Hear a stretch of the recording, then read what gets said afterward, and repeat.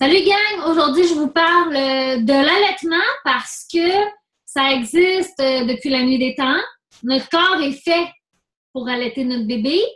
Si on y pense, tous les animaux de la planète nourrissent leur bébé avec leur lait pour ceux qui en font, tous les mammifères en tout cas. Et puis, c'est quelque chose qui s'est malheureusement perdu.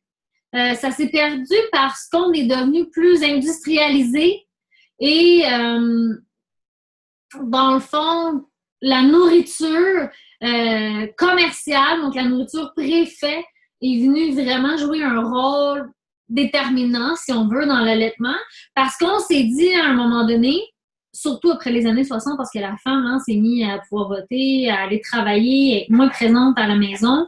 Donc, la facilité et la disponibilité d'un lait qui est meilleur, si on veut, parce qu'on ajoute des vitamines. On pensait que c'était meilleur. Donc, ça a fait en sorte que l'allaitement s'est un petit peu perdu avec cette génération-là. Puis, ça perdure encore jusqu'à aujourd'hui. Ça commence à redevenir un petit peu plus à la mode, mais on va se le dire, ça dérange encore. Et puis, est-ce que c'est normal que ça dérange? Dans un sens, oui. Et dans un sens, non. Parce que l'allaitement, c'est naturel. L'allaitement, c'est là depuis la nuit des temps.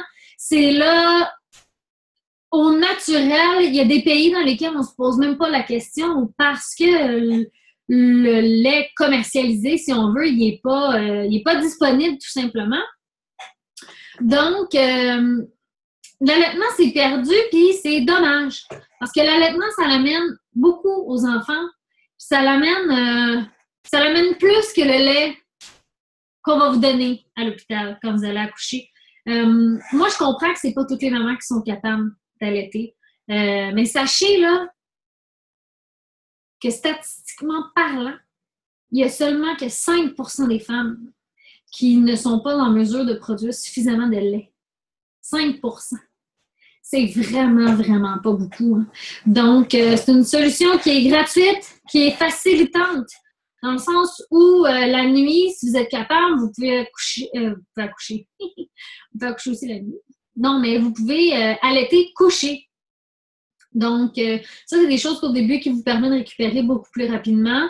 C'est sûr que dans le fond, l'allaitement, ça peut être choquant aussi pour certains parce que, veux pas, le sein est devenu un symbole de sexualité et c'est très accaparant pour la maman comparativement à un biberon que tout le monde peut lui donner.